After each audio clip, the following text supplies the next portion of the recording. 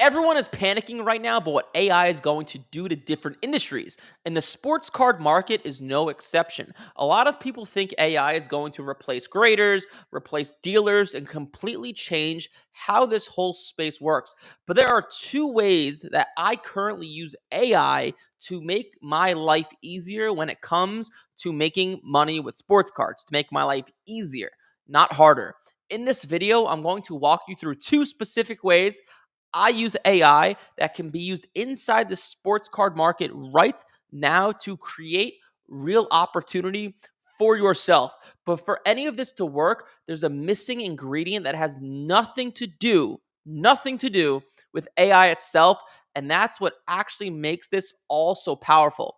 There are a lot of bright, shiny distractions in the sports card world right now. There's tools coming out all the times, different platforms, AI this, software this, and a lot of people chasing what looks exciting this month. But there are a few tried and tested approaches, and the key is taking fundamentally what works and then plugging it into AI to strongly benefit. I'm going to show you what this is right here. So let's get into it. Cool. So there's two ways. One way is easier that anybody can do. Another way is a little bit harder that not a lot of people can do. And I'm going to go over both. So the first way involves using ChatGPT. So I'm going to share my screen here. Let's go into ChatGPT. And I use this specific prompt to put into ChatGPT. And if you never used ChatGPT before, then go Google it and you'll probably stop using Google and start using ChatGPT. But I'll put this in the description. I'll give this to you guys. And keep in mind, ChatGPT is not always 100% accurate. You're using it to get 80% of the way there. Okay. And it gives you different answers every time. But I've used this prompt a bunch and it works out pretty well. So what you'll do is you'll put this into ChatGPT and you can see it's very specific. So right now, while I'm speaking, I'm looking to buy NFL cards because it's January of 2026. And I'm just looking for it to give me a list of different players to buy. This is so good, especially if you don't follow a sport too much. A lot of people follow football, but maybe you don't follow baseball as much. Maybe you don't follow basketball as much. And so let's let ChatGPT answer it. It's taking a second. It's finding everyone who's under 25 years old. I put under 25 years old. And then the specific card types, etc. It's going. It's taking just a little bit longer than usual. Hold on. It's taking longer than usual. not a good time for that, right? It usually gives a pretty concrete list of players to buy. And then what I'm going to show you how to do is I'm going to take that list and then narrow it down further as to what cards to buy. Let's just click answer now. I don't know how accurate this is going to be, but I'm going to show you how I use ChatGPT to really, get the ball rolling and really get information that would take me so much longer to get. This is brutal. There we go. Okay, so it's going to give a list, and the list is going to be different every single time. To be straightforward with you, and not everyone's going to be on this list, but this just gives me a baseline of players to look at. Okay, so I'll look at this list and I'll say, okay, well, who do I think is a good opportunity to possibly buy right now? Well, I know that the problem with Shador Sanders and Jackson Dart, not a lot of their cards are out right now. JJ McCarthy, I think, is a potential good buy. Bryce Young, as I'm speaking right now, just lost in the playoffs. He's another possible potential good buy. But let's take JJ McCarthy. So let me pinpoint JJ McCarthy because if you've ever followed what I say, I want to buy guys that are low right now that people really aren't on. He kind of came on a little bit at the end of last year. So let's take JJ McCarthy, and now we have a player, and now it's like, okay, what card should I buy? I want to start buying JJ McCarthy. Give me a list in order of his top card products to buy. So you're going to see what I do here. I look at the top products to buy, then I narrow it down by variation. It'll make sense. Here. Give me a list on top of his top to buy in order of Liquidity. All liquidity means is how easy the card is to sell. So let's see what it gives me here. Here's a list of different to buy. So number one would be Prism. It's giving me Prism twice, then Donruss Optic. So it's giving me a bunch of different cards to buy. It's kind of jumbling the same product in different areas here. It's kind of giving me Optic and Prism. So let me tell it to reorder it. Just this is a list, or actually, let me reword that. All I want is a list of products without any fluff. Example would be 1 Prism, 2 Optic, etc. All I want is a clean list. This is what I'm saying. You have to kind of mess around with it. Yeah, it's just giving me, but it's not so bad. Give me 25 in total. So here's a bunch of different cards to buy. So you could kind of see why it keeps giving me Donruss and Optic and Prism is because these are the main cards to buy. So then what I'll do is I'll determine from this list, okay, Prism is obviously his most liquid card. And I just know that from being cards. So I want to start buying Prism JJ McCarthy. It's over. I want to start buying Prism JJ McCarthy. Give me in a no fluff list of his most expensive Prism variation all the way down to his cheapest. So if this does it right, it should be the Black 101 number 1, and then give me all the ones down all the way to his base Prism.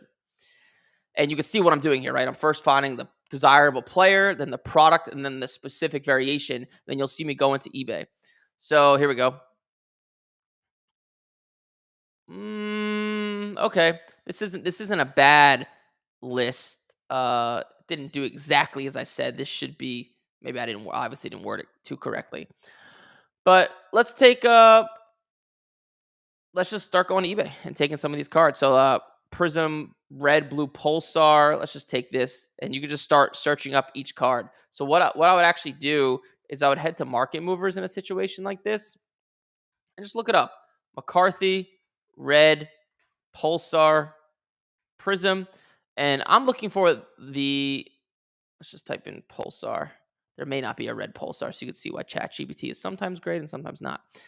So PSA 10, green Pulsar here does $50. Raw does $7. This could be a card to bulk send to SGC. Card's a little bit too cheap for my liking, to be honest. We have silver here, no huddle. Let's look at some no huddle McCarthy. No huddle McCarthy 2024. Let's see. The reason why Market Movers is convenient, it'll just show you the raw sales and PSA 10 sales kind of right away. So let's see. We have no huddle auto. PSA 10 did 700 in November. Raw did 100. So this is probably worth like 400 to 500. But this could be a potential good buy. So let's go over to eBay. JJ McCarthy. No huddle auto Prism. And let's just see if there's any of these out there. So there's this. There's this.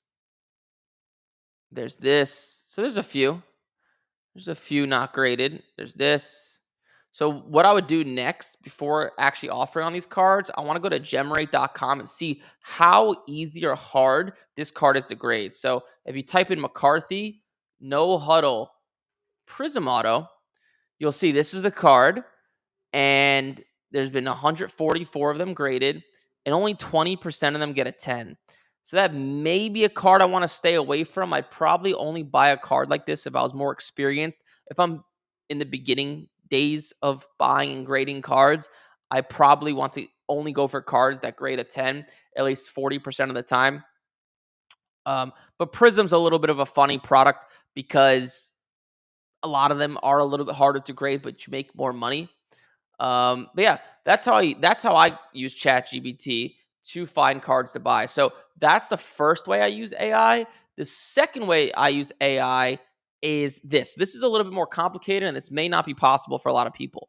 So AI makes it very easy to code. Okay. It's something called vibe coding. What we do is we have a custom built software. What this software does, it was all built by AI. None of it was actually hard coded by like a real software developer.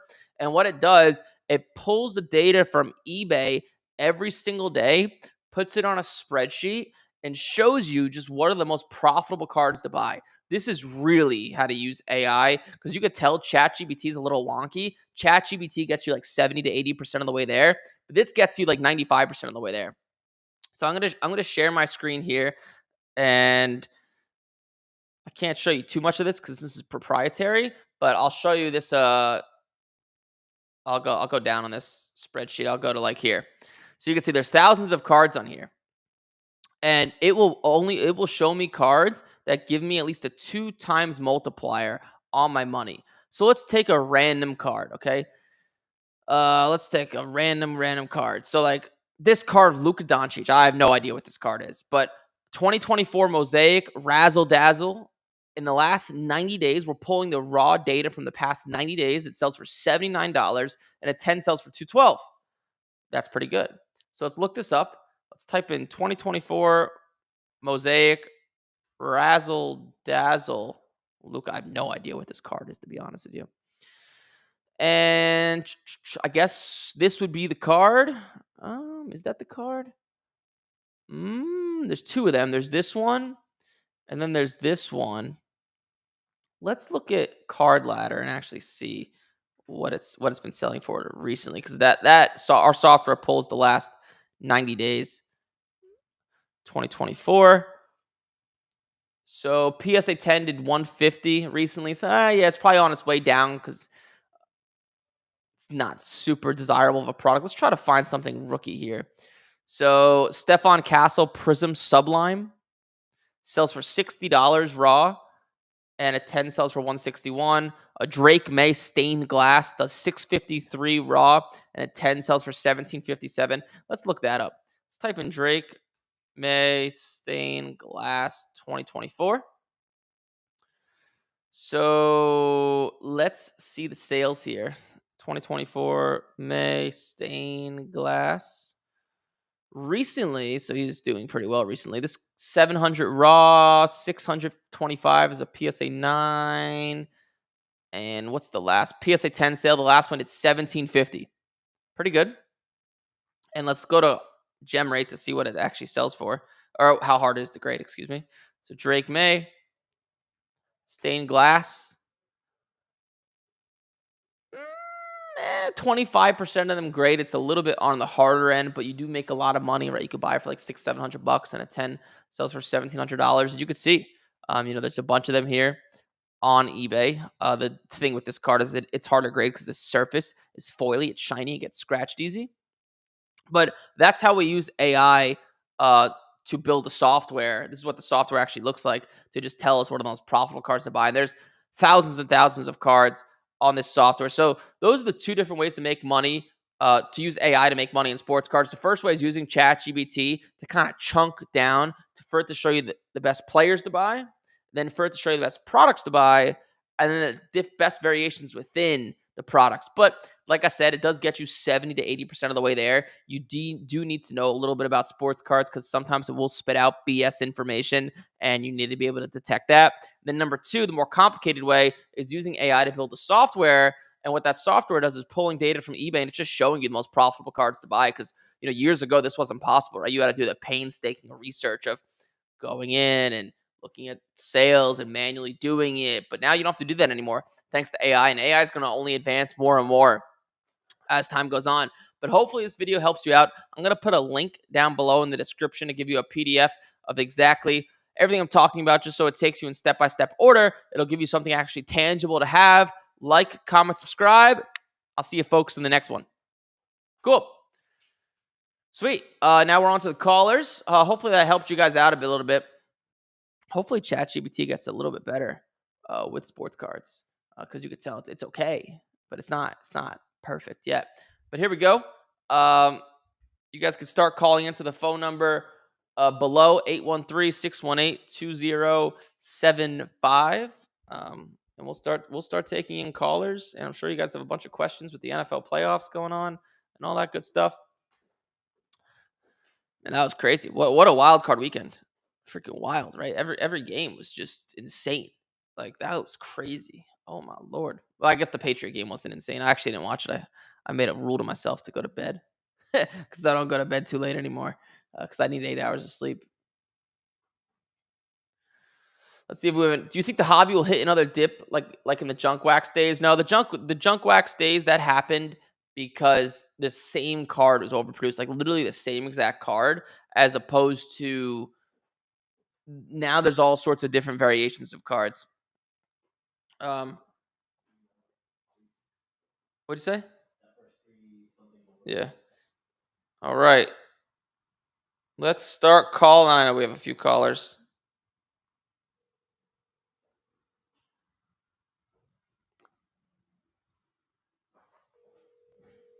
Calling you back. Don't worry. Hello. Hey, what's up? You have Eric. You're live. Hey, Eric. How you doing? What's up, man? Who's this? What's your name? My name's Terry. From Delaware. I had a couple quick questions. Yeah, dude, go for it. Some mystery boxes. Now I know you said the breaker box, is taking it as a gamble, and I got a couple of mystery boxes, but they weren't worth anything that I paid for.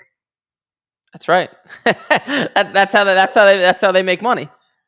Yeah, it's just like, it just the way they put it is like, oh, you got this chance of winning this high grade Michael Jordan card, and this one of one, and all this good stuff. But the Michael Jordan card was worth $2.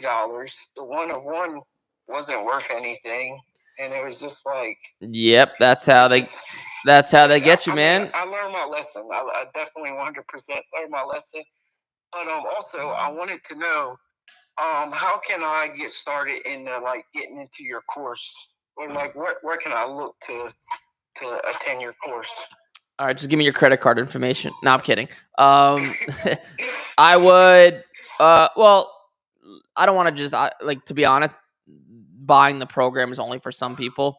If it doesn't make fun, I tell people only if you have at least like $2,000 to start as a bankroll to buy and sell sports cards. I'd start in the program. If not, I would just use my free content because it's just not worth. That's what I've been doing. That's kind of what I've been doing, and I mean, from sun up to sundown, I've been just watching these videos, like just studying it like the Bible, just watching it, studying nice. it.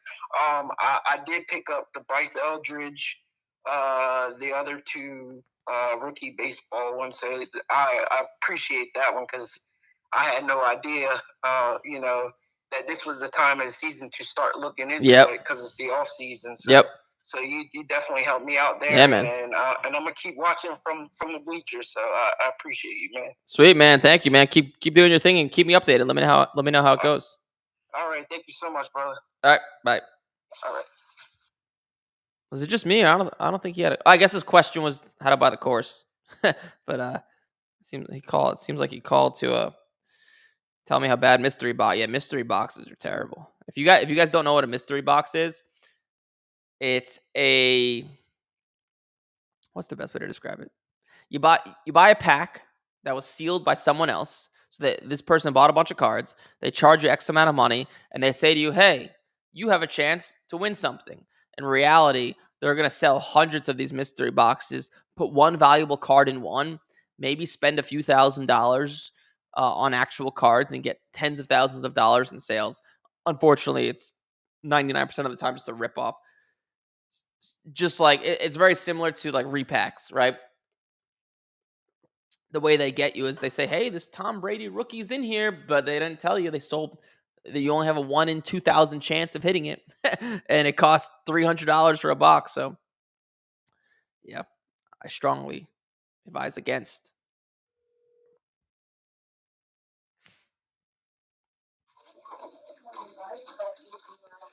Hey, you have Eric. You're live. Hello. Hey, what's up, man? How's it going? This is Eric. This is Eric. Who's this? Ms. Lucas from California. What's up, Lucas from Cali? How may I assist you? You're live on the show. So I've been in general looking on eBay and using your grading method. Okay. I'm just kind of getting into it. Yep. But I've found that I want to do more in the vintage section. Okay. Where I can hedge more for like an 8 and still make a profit on a card. Okay. I'm just curious if you have much experience with that or any advice for more vintage cards. So making money, the way I make money with vintage, grading vintage to me is not, you could do it, but it's not like predictable and sustainable because it's hard to find these cards to grade. It's like one-off situations and it's not predictable. So I only teach money that I think is predictable and easy to make. I could show you what I do with graded vintage already and how I make money. If that helps. Sure. Yeah. So what's your approximate bankroll for buying cards? About 500. So this is what I would do if my bankroll's 500. Do you have access to market movers? Not the subscription, but the free version, I guess. So I would, well, if your bankroll's $500, I probably wouldn't mess around with the vintage. The modern is much easier to make money. So like I'll show you what I do anyways. But my advice to you, if with $500, the fastest way to make money is going to a card show and just buying cards in the dollar boxes and just selling them on eBay and flipping them. And you could do that to get your bankroll up to a few $1,000s. That's like, because like with $500, if you buy a few cards and get them graded, now you're sitting on your hands and you can't do anything for a month or two until the cards get back. So I would suggest going to live card shows and actually buying like cards in the dollar box or just flipping them, making like 5, 10, $15 a card, and you could do that very fast. That'd be my advice to you. But to show you what I would do, so I'd go to Market Movers and look up cards, look up vintage cards, in with this filter. So like cards from the 80s to the 90s, basketball, football, hockey, cards worth at least $100, and you would sort by cards that are down right now. So if we take a quick little scroll, let's see. Let's find a card. So like let's take this card of Kobe Bryant. I don't know exactly what this card is, but you can see this 1996 Sky. Oh wait, this is raw. Hold on, let me look at only PSA 10s. I only want to look at PSA 10s. Let me fix that search. Okay, so let's take a look at this card. This card of Ozzie Smith, this 1981 Topps record breaker, sold for as high as $300, and right now it's on a downswing, and the last sale is 178. So if I can get this card for in the 160s to 170 range, then that's money because I'll just wait for it to go back up. There's no guarantees, but in all likelihood, this card will probably go back up. So, and it'll probably take a month or two. I've done this for a long time, just buying vintage cards that are down right now. It's a pretty easy way to make money. Like this card of Karl Malone, this 88 Fleer PSA 10. You can see it has a high of 180, and right now it's down to 114. If you could win this in auction for like 110 to 115, and then just hold it for a month or two, odds are there will be a sale higher in the next month or two. So that's how I make like consistent money with vintage, where I don't need to hold it for like 2 years for me to make money. Gotcha. That was all. Thank you. Sweet dude, thanks for calling in. Keep me updated. Let me know how it goes. Will do. Take care. All right, bye. I think I disappointed him by saying that you shouldn't grade cards, but I just like to be real. We're calling you back from Kissimmee, Florida. I was just in Kissimmee, Florida, a few days ago, or we can go. Hello. Hey, what's up? You have Eric. You're live. What's up, Eric? How's everything, brother? Not too bad. You live in Kissimmee? Yes, I do. Kissimmee. I'm in Florida, so Nice. Yeah, we're over here in Tampa. Whenever we need to like get away, and like my business partner and I will rent an Airbnb in Kissimmee, and just whenever we need to like mastermind or do a big project for the business, that's the town we go to for some reason. Right. No, but it's close to Disney and all that stuff. It's a cool time for sure. But I wanted to say thank you, man, for everything. I actually do. I'm a big fan. Thanks, bro. Always watching the videos, and I like how you buy aggressively. So definitely, I wanted to ask you, when everyone's zigging, I'm trying to zag. Yep. Right. So I'm heavy into soccer. I tried baseball. I tried basketball. Tried football, and I found some traction, but just feel like soccer is my thing. Yep. So when folks are zigging, I'm zagging. How do you feel about the soccer market overall, especially with the World Cup coming up and all of that? Where is your thoughts? So yeah, that's a good. So like it's give and take. Like there's pros and cons to everything. So I think the soccer market will slowly go up, especially with the World Cup. It'll go up a lot during then, and then kind of come back down.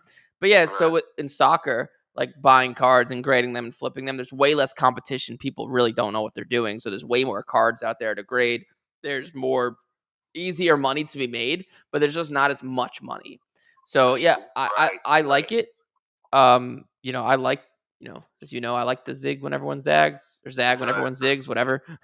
But yeah, it's a good idea, especially buying cards right now to get them graded and sell them in like May or June before the World Cup actually starts. It's a good idea.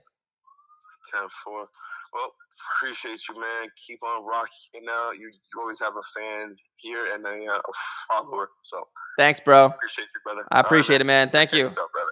Thanks, bye. Thank you. All right, bye. All right, we finally saved his phone number. Safe is calling. I always feel bad when I ask him who this is.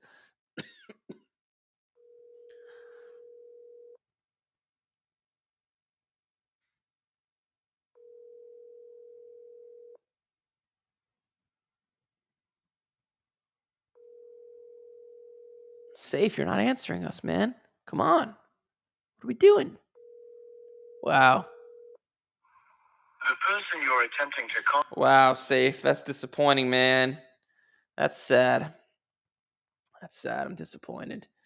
Our number one caller. What a shame. All right, let's see. Hey, Eric.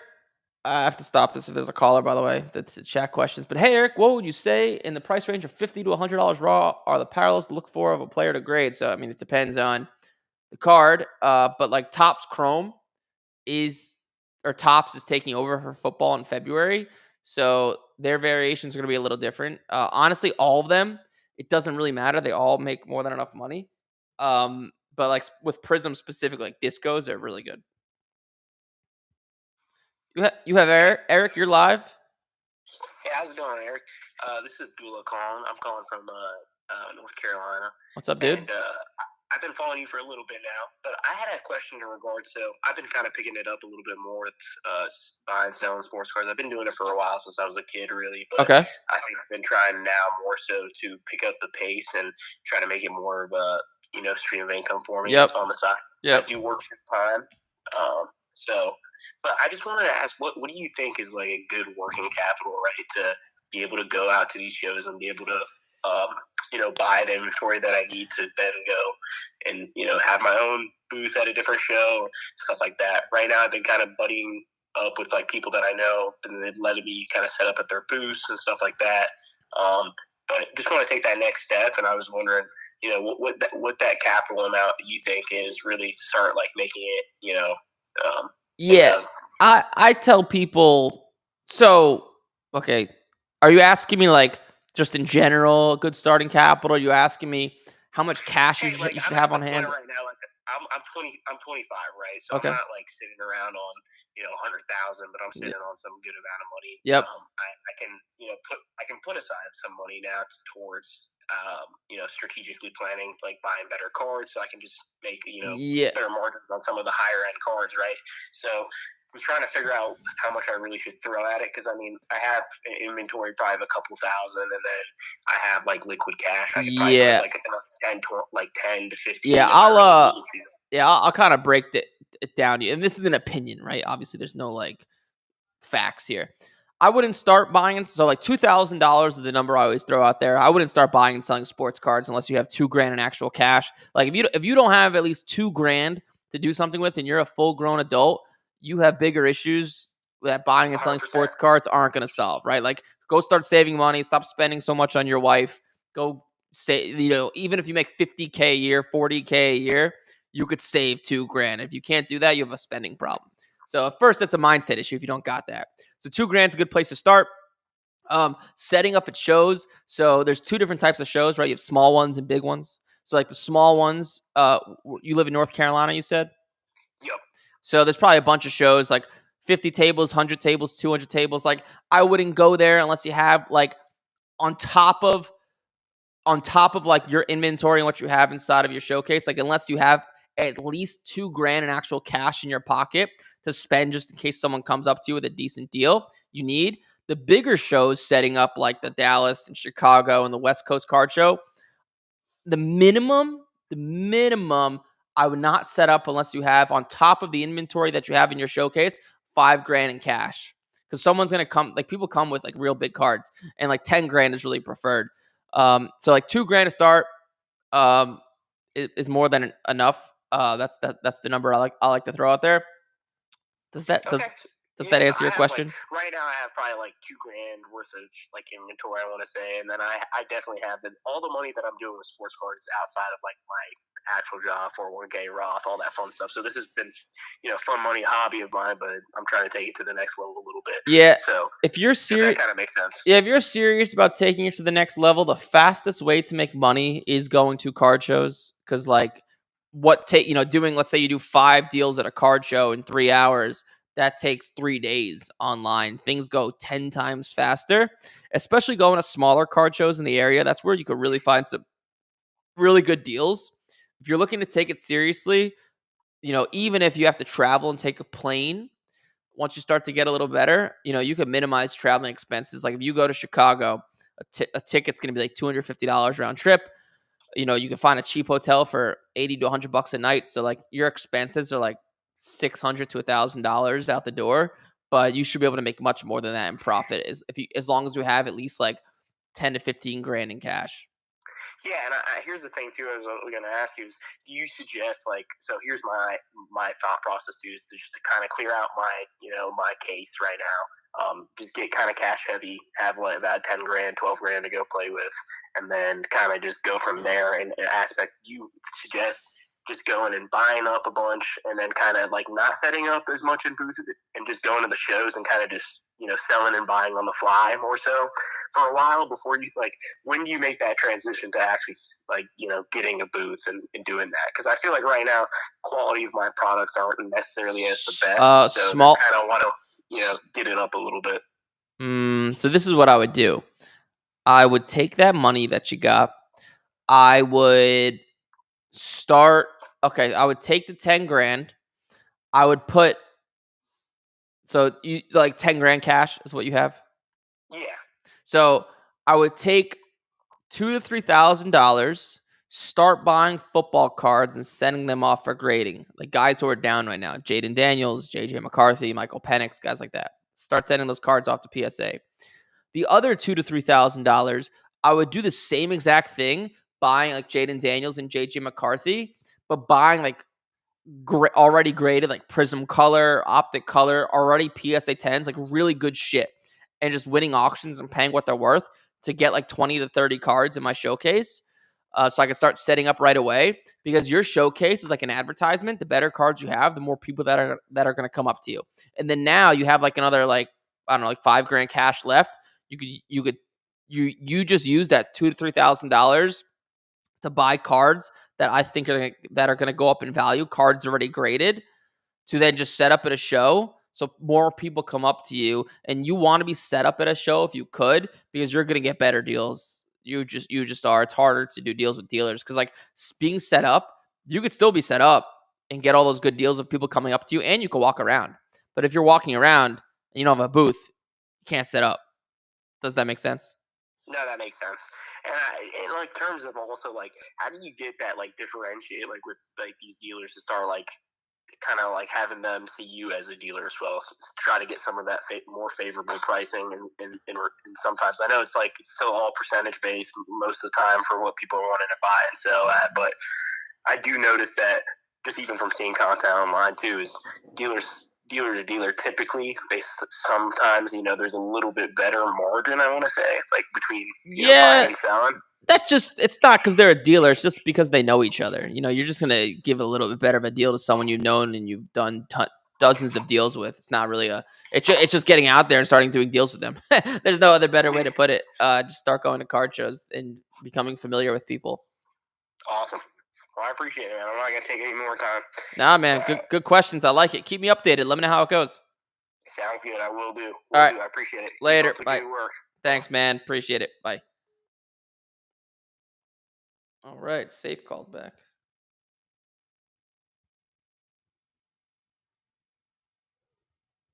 Mr. Safe, you're live. Eric, how you doing, sir? What's up, man? I called you back. You didn't answer. I almost cried. Yeah. Sorry, I was out. I was doing my rounds at the office. So how you doing? Hopefully, you had a nice weekend and your parlay hit.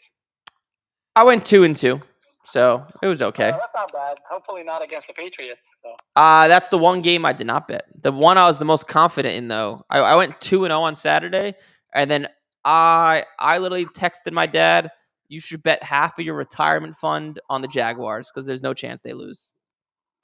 I mean, they should have. They should. I know, right? Lost. They should not have lost. I mean, the only thing that Josh Allen didn't do was donate a kidney to win that game. I mean, you can't. Yeah, it's crazy. It's crazy. Like, the Jaguars were such a better team, but Josh Allen he didn't make any mistakes, and Lawrence is just an average quarterback, and that's kind of what happened. Yeah, that's bad. That's bad. So I have 3 questions. Well, okay. First, I texted you actually a card that I picked up yesterday from a card show. I have that bet card that hasn't been selling and nobody likes it ever. I went to all kind of shows. Nobody likes it. Everybody sees it. It's a Michael Jordan, whatever card. So yesterday I traded it with the card that I sent you. It's a 2021. I'm not sure if you can see it. If not, I'll tell you what it is. Yeah, I see it. 2021 Immaculate Neymar auto. Right? Yeah, patch auto had a 5 for Neymar. And I couldn't find kind of like the price for it. I saw that the out of 10 sold for like $420. So I'm trying to know like what would it be a good value for me to let that one go if I want to trade it or something. So it's this same exact card I'm looking at, except yours is numbered to 5. This one did $500, $514. You said out of 10, then did 400. Yeah, there's out of 10 that's recently did 420, something like this. Yeah, so your same exact card did 485. And when is that? I think that's in 2024, right? September 5th, 2025. December 5th? September 5th. September 5th. Okay. I mean, I think this is I'm not sure, but I was thinking that maybe that's one of the good cards to kind of like hold for like some time because so what do you think? It's Immaculate Soccer is good. It's less of a question of Neymar. It's more of a question of will soccer pick up steam? So like, it's a question for yourself. Personally, I mean, it's been so long. People have been trying to get soccer to get going in the U.S. It just hasn't. But if cards really gets going in Europe a little bit, then that card will pick up steam.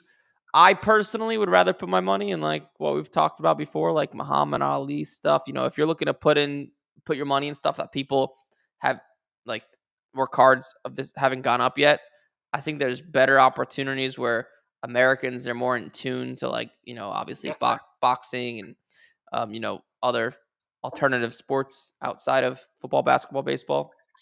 Yeah, I mean, the card that I traded away was a card that I wasn't intended to keep, and it was, and they had no interest. So, like, hopefully I grab something that has a little bit better interest, for a somewhat of a comparable value. So that's one, and 2. What do you think of tag with TCG? I've seen that tag is kind of like picking up. Yesterday I was at a car show with the kids, and I saw a bunch of TC like Pokemon dealers who they have a lot of tag. Some of them have exclusively tag, no PSA. Yeah, because it's easier. Tag is where's tag located? I have no idea. I mean, if I put my money, I would say California. Is it tag? Oh, I just want to look something up. Yeah, the reason being is because it's just way easier to get cards graded because they're going to come back way faster. So, but it's just a question of like, honestly, I wouldn't be able to tell you accurately if it's going to go up, down, left, right, like who knows. But if we look at like I don't know, let's look at like a classic card like a Pokemon Gray felt hat tag 10. I mean, I saw some. I did some of what you were doing right now, and I saw some of the tag are actually going more than the PSA. Oh, well then there's your question. If I would just look like if I'm buying a specific card, I would just look like tag or PSA. Where does it sell for more, and then send it there. Even if PSA sells for 20% more, but tag is getting back in a week or 2 weeks as opposed to a month or 2 months, I would send it to tag. Oh yeah, I mean, like I have so many nines in Pokemon that will quadruple if they get a 10. I mean, I'm thinking of cracking all those and send them to tag. Yeah, because I just I might have to think about it because it's gonna cost me like a good $500 to do it, but we'll see what it is. yeah. I'm not sure if it's easier or harder to get a 10. I mean, I'm not. try, I guess. Yeah, there's yeah. I would let it rip. It's only it's worth it. So like it says it's similar to PSA. It says like 55-45 centering, 4 sharp corners, maybe a minor fray or fill, whatever that means. It's probably easier than PSA to grade a 10. So I would do it. I would give it a rip. I personally think PSA also, like, along with them, like grading, like tough, they probably have somewhat of a population control, man. I mean, there's no way that Logan Paul, like Pikachu Illustrator is a 10. Just no way. It's no way. Yeah, is it off centered? It has a huge, like, if you look at the back of it, and which you could check it on Golden, the top right corner has like a big thing and like whitening and chewed and Really? and he resubmitted it. It was a 9. He bought it as a 9 and he resubmitted it and got a 10. And people, like, I'm not sure how you don't know that because it's all over the X feed. It's weird to call it X, the Twitter feed. Like when he decided that he's going to put it in the market. Let's see. It's just kind of, I'm looking at it right now. Yeah, I actually, as funny as it is, I really stay off of social media for the most part. Let's see. I've never actually looked at this card close. Wait, this is a Pokemon Illustrator 9. Is the 10 on Golden right now? Yes, the 10 is on Golden. I think last I checked, like a couple days ago, it was 4.2 million. He bought it for 5.4, and he thinks it's going to break the records for all the TCG cards again. And this ends in 34 days. Let's see. You get the chain too? Yeah, chain and hand delivered to you by him. So hand delivered? Well, that's what it says on Golden. I checked it out. Wow. Okay, so let's see. So he resubmitted this card? That's the story. The story is that he got it as a 9. He cracked it. He resubmitted it and got a 10. I'm gonna ask ChatGPT. I'm about 99% sure. Yeah, you sounds like you're right. I'm just curious to resubmit his Pokemon. I'm just looking up Illustrator card, or did he buy it already? Great, let's look it up.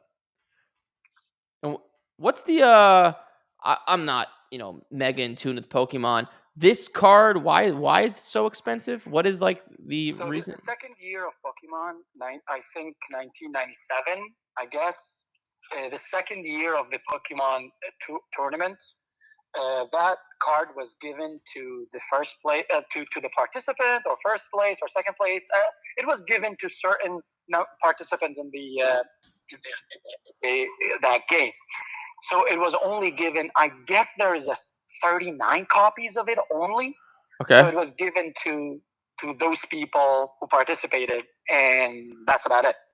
So let's see. One time I researched it, and and that was the story. It was just Yeah, kidding. ChatGPT says it wasn't sold in packs, only awarded as a prize to winners of Pokemon's illustration contest run by Japanese Koroko Comic in 1997-8. There's only 39 to 41 copies ever given out.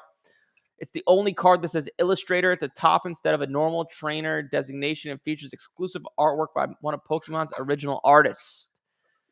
I mean, you asked ChatGPT, you should have asked Safe. Yeah, I know. Okay, so yeah. I'm kidding. No, it's good. It's good to verify. But it says he bought it according to ChatGPT. It says he bought it already as a PSA 10. I don't know. I thought like everybody was saying that, he changed it, but I don't know. I didn't verify that piece of info. But yeah, I mean that's what I'm saying is that like we kind of like digressed from the main thing. Yeah, I just feel like part of PSA is the card's not a 10 because it's dinged on the top right, but. We all know it's not a 10, and especially, I mean, I'm curious. Does it have the new the new case for the PSA or the old one? Is this? Oh, damn it!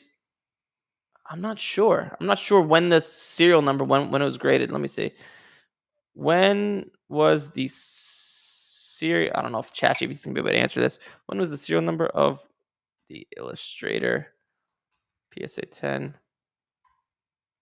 graded? Let's see. Let's see if it's gonna be able to give us something here. I wouldn't be the guy to answer. It was graded. So he acquired in 2021. I'm not sure. It says there's no available history, but yes, GC is very nice because they tell you exactly what when was it. Yeah, I'd have to look it up. I'm not sure about that serial number, how long ago it was graded, but it says here he didn't resubmit it. If he did, that'd be super sketchy. We'll see. Well, anyway, thank you so much. I don't want to hold you so much. I really forgot my third question, but I'll get you Wednesday. Sounds good, man. You got it. All right, Safe. Thank you. Bye-bye. Bye.